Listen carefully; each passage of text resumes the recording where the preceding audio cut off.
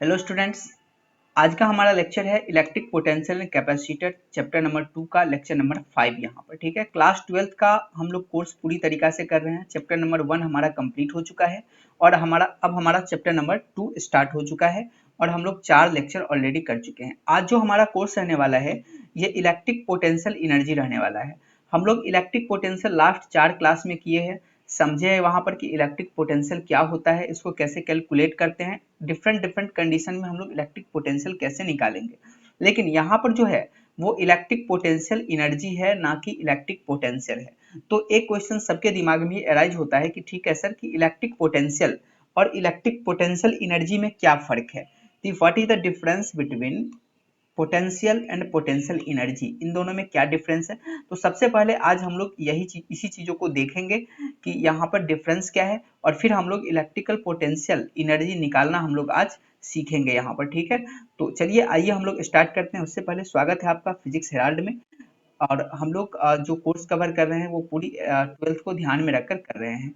तो यहाँ पर इलेक्ट्रिक पोटेंशियल, ठीक है, क्या होता है। तो देखिए, an electric potential also called electric field potential, potential drop और द इलेक्ट्रोस्टैटिक पोटेंशियल। यहाँ पर ध्यान रखेंगे कि जो इलेक्ट्रिक पोटेंशियल है उसको आप इलेक्ट्रिक फील्ड पोटेंशियल भी बोल सकते हैं, या फिर पोटेंशियल ड्रॉप भी बोल सकते हैं, या फिर इलेक्ट्रोस्टैटिक पोटेंशियल भी बोल सकते हैं। Is amount of work needed to move a unit of charge from a reference point to a specific point inside the field without producing an acceleration। ठीक है, तो इलेक्ट्रिक पोटेंशियल क्या होता है कि अगर 1 कूलम चार्ज को आप इन्फिनिटी से लेके किसी पॉइंट पर लाते हैं तब जो वर्क डन रिक्वायर्ड होता है इसी को हम लोग क्या बोलते हैं, इलेक्ट्रिक पोटेंशियल बोलते हैं। जो लेक्चर नंबर 1 था हमारा इलेक्ट्रिक पोटेंशियल एंड कैपेसिटर का, उसमें हम बहुत डिटेल से डिस्कस किए थे ये चीजें। तो वहां पर इलेक्ट्रिक पोटेंशियल का यही डिफिनेशन था। ठीक है, एक बार आप लोग को रिवाइज भी यहाँ पर ये चीज हो गया है। ठीक है, तो इलेक्ट्रिक पोटेंशियल क्या होता है, तो अगर बेसिकली आप ये समझना चाहे तो अगर 1 कूलम चार्ज को यहाँ से उठाकर इस किसी पार्टिकुलर पॉइंट पी पर लाने में जितना वर्क डन करना पड़ता है that is known as electric potential, not electric potential energy.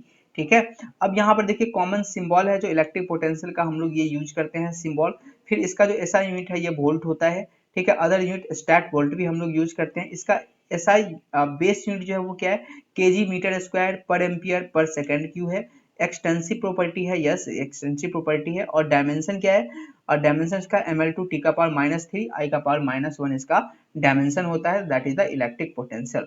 Now हम लोग आगे बढ़ते हैं और अब देखते हैं कि इलेक्ट्रिक पोटेंशियल एनर्जी और दोनों में आप लोग थोड़ा कंपेयर करेंगे। ठीक है, कि दोनों में क्या क्या अंतर यहाँ पर हो गया है। जब आप लोग इसको नोट्स कर लेंगे तब आप लोग कंपेयर करेंगे। अब देखिए इलेक्ट्रिक पोटेंशियल एनर्जी क्या होता है यहाँ पर। तो इलेक्ट्रिक पोटेंशियल एनर्जी और electrostatic potential energy is a potential energy. ठीक है, ये आप बोल सकते हैं कि ये इलेक्ट्रिक पोटेंशियल एनर्जी आप बोल सकते हैं, या फिर इलेक्ट्रोस्टैटिक पोटेंशियल एनर्जी बोल सकते हैं। ये क्या है, एक प्रकार का पोटेंशियल एनर्जी है। ठीक है, अब देखिए पोटेंशियल एनर्जी क्या होता है, आप लोग पढ़े होंगे कि जो मैकेनिकल एनर्जी होता है क्लास 9th में, तो मैकेनिकल एनर्जी में दो एनर्जी होता है, एक होता है पोटेंशियल एनर्जी और दूसरा होता है काइनेटिक एनर्जी। ठीक है, तो यही पोटेंशियल एनर्जी यहाँ पर इसके बारे में बात कर रहा है और जिसका जो यूनिट हम लोग किसी में मेजर करते हैं, जूल में मेजर करते हैं यहाँ पर। तो एक चीज यहाँ पर देखिए, पोटेंशियल एनर्जी जो है इसका यूनिट आपका जूल हो गया, जबकि पोटेंशियल का यूनिट आपका क्या हो गया, वोल्ट हो गया। तो ये चीज आपको ध्यान में रखना है, एक बेसिक डिफरेंस आ गया।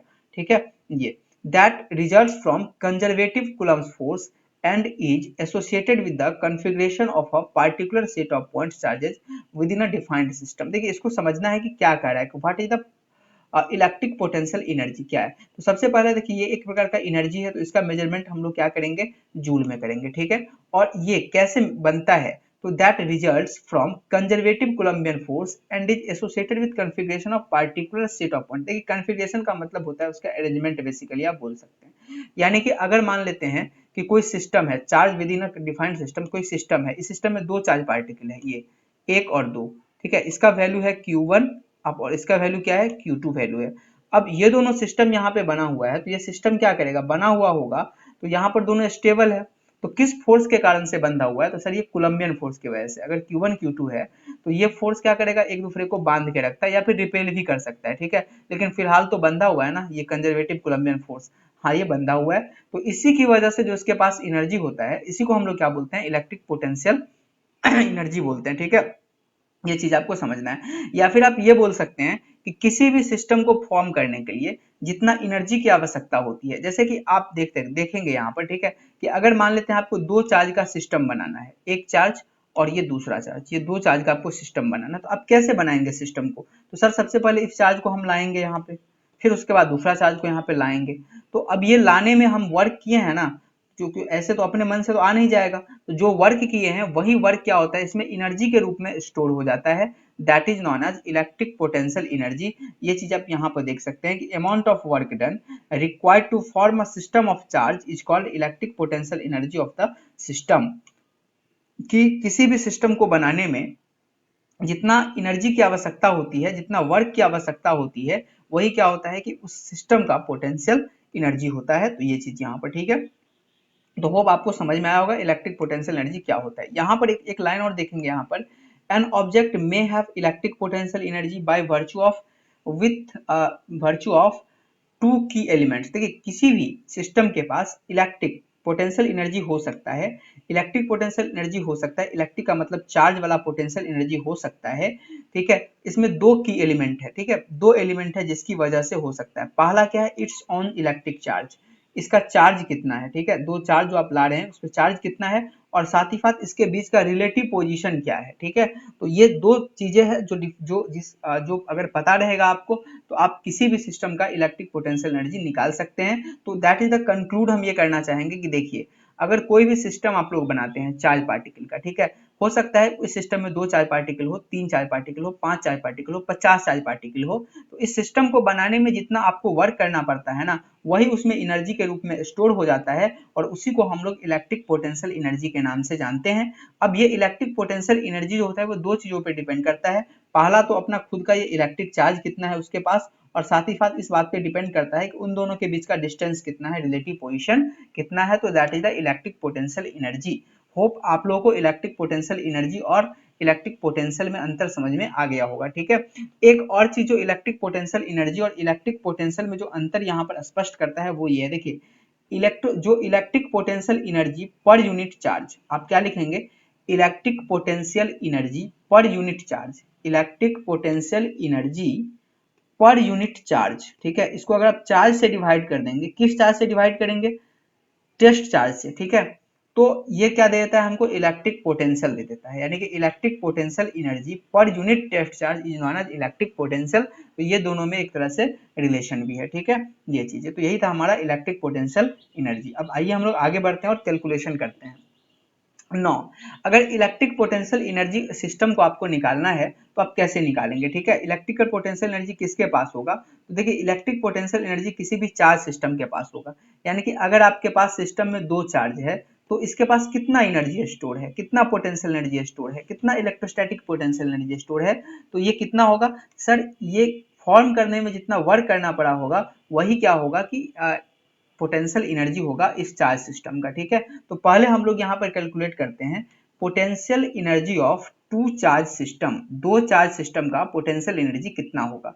तो consider two charge Q1 and Q2 separated at a distance r। मान लेते हैं कि हमारे सिस्टम में दो चार्ज है, ठीक है, थोड़ा यहाँ पर आप इसको थोड़ा स्लो समझिएगा, ठीक है, अच्छे से, कि ये Q1 चार्ज है और ये क्या है आपका Q2 चार्ज है, ये, और इसके बीच का डिस्टेंस कितना है, इसके बीच का डिस्टेंस r है।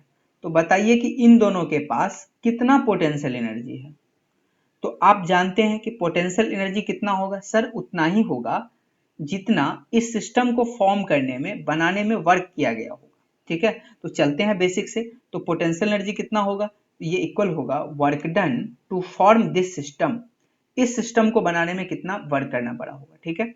अब देखिए ये सिस्टम को बनाने में क्या करना पड़ा होगा, आप क्या किए होंगे, अब सिंपली सोचिए कि सबसे पहले क्या करेंगे कि Q1 चार्ज को आप लाए होंगे, ठीक है, कहां से लाए होंगे, तो इनफाइनाइट से उठा के लाए होंगे, यानी कि रेफरेंस से उठा के लाए होंगे Q1 को। फिर क्या किए होंगे, Q2 चार्ज को उठाकर लाए होंगे, यही ना किए होंगे, और ये सिस्टम बन गया। तो जब Q1 चार्ज को आप उठा के लाए हैं, इन्फिनिटी से कहां पे लाए हैं उठा के, इस पार्टिकुलर पॉइंट पे लाए हैं, ठीक है, तो जो वर्क डन करना पड़ेगा, अब प्लस इसको यहां से उठा के यहां लाने में कितना वर्क डन करना पड़ा है, दोनों को ऐड कर देंगे तो क्या पोटेंशियल एनर्जी निकल जाएगा, यस निकल जाएगा। तो यही चीज लिखा गया है, देखिए पोटेंशियल एनर्जी को हम लोग यू से डिनोट करते हैं, और वर्क डन इन्फिनिटी से Q1 चार्ज को लाने में यहाँ पर क्या है, एक मिनट है, हाँ, इन्फिनिटी से Q1 चार्ज को लाने में यहाँ पर, ठीक है, वर्क डन इन्फिनिटी से सबसे पहले Q1 चार्ज को लाने में, ये चीज प्लस अब वर्क डन क्या करना पड़ेगा, Q2 चार्ज को लाने में, ठीक है, ये Q2 चार्ज को लाने में, तो यहाँ पर work done to carry Q2 in presence of Q1, ठीक है। यहाँ पर देखिए क्या चीज है कि जब आप Q1 चार्ज ला रहे थे यहाँ पर, उस समय क्या Q2 चार्ज था यहाँ पर, नहीं था, ठीक है, नहीं था। आप बारी बारी से लाएंगे, पहले जब Q1 लाए होंगे यहाँ से उठाकर, उस समय Q2 चार्ज नहीं था, तो वर्क डन Q से Q1 कर, ठीक है, इन्फिनिटी से Q1, और जब ये आप लाए होंगे Q2, उस समय Q1 प्रेजेंस था यहाँ पर, ठीक है, Q1 प्रेजेंट था, तो यहाँ पर लिख दिए हैं कि work done to carry Q2 charge in presence of Q1, Q1 के प्रेजेंस में, तब तो ये सिस्टम बनेगा। अब चलिए यहाँ पर निकालते हैं हम लोग, U इक्वल टू, देखिए वर्क इक्वल टू क्या होता है, W इक्वल टू आप पढ़े हैं Q इंटू वी, है ना, W इक्वल टू क्या पढ़े हैं, QV, यानी कि charge into potential, that is the W, वही वर्क होता है। तो चार्ज इंटू पोटेंशियल वर्क होता है, तो आप यहाँ पर क्या है, इनफाइनाइट से Q1, ठीक है, मतलब यहाँ से आप लोग इन्फिनिटी से उठाकर आप लोग यहाँ पर चार्ज पार्टिकल को लाए हैं, तो जब यहाँ पर लाए हैं तो किस चार्ज पार्टिकल को लाए हैं, Q1 को, तो Q1 इंटू जिस पॉइंट पर लाए हैं उसका पोटेंशियल कितना है, जीरो। जीरो क्यों है, क्योंकि देखिए जिस समय आप इस चार्ज पार्टिकल को लेकर आए होंगे, उस समय ये वाला चार्ज पार्टिकल नहीं था यहाँ पर प्रेजेंट, तो जब यहाँ पर प्रेजेंट नहीं था तो यहाँ पर तो कोई चार्ज था ही नहीं, तो यहाँ पर पोटेंशियल कितना रहा होगा, जीरो, तो that is the Q1 into zero, QV, ठीक है। अब यही देखते हैं हम लोग ये वाला, अब यहाँ पर किसको उठा के लाए हैं, Q2 को उठा के लाए हैं, तो वर्क कितना करना पड़ेगा, Q2, ठीक है, Q इंटू वी। अब देखिए यहाँ पर जब ये चार्ज पार्टिकल आप ला रहे थे, Q2 चार्ज पार्टिकल आप ला रहे थे, उस समय यहाँ पर Q1 आ चुका था, ठीक है, तो इसके वजह से यहाँ पर कुछ पोटेंशियल होगा कि नहीं, हाँ सर होगा, क्यों नहीं होगा पोटेंशियल। ध्यान देंगे कि हम पोटेंशियल एनर्जी की बात नहीं कर रहे हैं कि इसकी वजह से यहाँ पर पोटेंशियल एनर्जी होगा, नहीं, हम बोल रहे हैं कि इसकी वजह से यहाँ पर पोटेंशियल होगा कि नहीं, तो हाँ सर क्यों नहीं होगा, अगर कोई सिंगल पॉइंट चार्ज रखा हुआ है तो इसके वजह से यहाँ पर पोटेंशियल तो होगा ही, तो कितना होगा, Q1 चार्ज की वजह से V1 होगा, तो ये चीजें हम यहाँ पर लिख चुके हैं, ठीक है, Q2 इंटू V1, समझ में आ रहा है, ये चीजें अब यहाँ पे, अब आगे बढ़ते हैं और V1 का वैल्यू यहाँ पर हम लोग रखते हैं, चलिए, तो कितना हो जाएगा, U equal to Q2 into, अब देखिए यहाँ पर, हाँ एक मिनट, हाँ ये देखिए अगर यहाँ पर Q1 चार्ज है तो इसकी वजह से यहाँ पर पोटेंशियल कितना होगा, R डिस्टेंस पर, ये पोटेंशियल होगा Q1 by 4 pi epsilon naught R, Q1 by 4 pi epsilon not, हम लोग लास्ट क्लास में पढ़ा चुके हैं, ठीक है, Q1 by 4 pi epsilon naught R, therefore U equal to कितना आ गया potential energy, Q1 Q2 by 4 pi epsilon naught R। अब यहाँ पर ये चीजें आपको याद रखना है, क्या रखना है कि अगर आपके पास मान लीजिए एक चार्ज है Q1, ये चार्ज कितना है, Q1 है, दूसरा चार्ज कितना है आपके पास, तो ये चार्ज है आपके पास Q2, और दोनों के बीच का डिस्टेंस कितना है, दोनों के बीच का डिस्टेंस है ये वाला R, इसके पास कितना पोटेंशियल एनर्जी होगा, नॉट पोटेंशियल, ठीक है, हम पोटेंशियल की बात नहीं कर रहे हैं, इसके पास कितना पोटेंशियल एनर्जी होगा, ये आ जाएगा Q1 into Q2 by 4 pi epsilon naught R, ठीक है, ये चीजें तो ये आपको ध्यान रखना है। साथ ही साथ इनका जो अभी हम कैलकुलेशन बताए हैं ना, ये दो चार्ज पार्टिकल का, इसको भी आप लोग ध्यान रखेंगे, कई बार एग्जाम में क्या किया है, पूछ चुका है 12th एग्जाम में ये चीजें, और फॉर्मूला तो बिल्कुल आसान है, Q1 Q2 by 4 pi epsilon naught R, इसका पोटेंशियल एनर्जी हो जाएगा, ठीक है। तो ये था आपका दो चार्ज पार्टिकल का सिस्टम। अगर तीन चार्ज पार्टिकल का सिस्टम आपको दे दे और पूछे कि बताइए इसका पोटेंशियल एनर्जी कितना होगा, तो आप कैसे निकालेंगे, ठीक है। देखिए पहला चीज क्या निकालेंगे आप लोग, देखिए जितना तरह का कॉम्बिनेशन बन सकता है, जैसे पहले हम Q1 को सोचते हैं, तो Q1 का एक पोटेंशियल एनर्जी Q2 के साथ, तो कितना आ जाएगा, Q1 into Q2 by 4 pi epsilon not R3, ये वाला Q1 into Q2 by 4 pi epsilon not R3, चलिए इसका पोटेंशियल एनर्जी निकल गया। अब इसका इसके साथ पोटेंशियल एनर्जी निकाल लीजिए, तो कितना आ जाएगा, Q1 Q3 by 4 pi epsilon not into R2, ये आ गया, इसका निकल गया। फिर क्या कॉम्बिनेशन बनेगा, एक इन दोनों का बनेगा, मतलब जितने तरीका से पेड़ बन सकता है ना, आप उतने तरीका से आप निकाल ले, यही इसका क्या हो जाएगा, रिक्वायर्ड पोटेंशियल एनर्जी हो जाएगा। फिर यहाँ पर इसका देखिए ये वाला हो गया, सेकेंड टर्म हो गया Q1 इंटू Q3 वाला, फिर Q2 into Q3 by 4 pi epsilon not R1, एक यहाँ पर ये चीज हो गया, यही इसका क्या हो गया, पोटेंशियल एनर्जी हो गया थ्री चार्ज पार्टिकल सिस्टम का।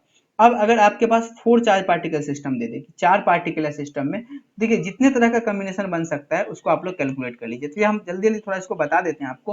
पहला क्या मान लेते हैं, Q1 हम सोचते हैं, ठीक है, इसका क्या क्या कॉम्बिनेशन हो सकता है, एक Q1 का Q2 के साथ हो सकता है, तो ये Q1 Q2 by 4 pi epsilon naught x, ये वाला डिस्टेंस कितना है, x है, और ये भी x है। फिर Q1 का Q4 के साथ हो सकता है, तो ये Q1 Q4 by 4 pi epsilon naught x ये हो गया।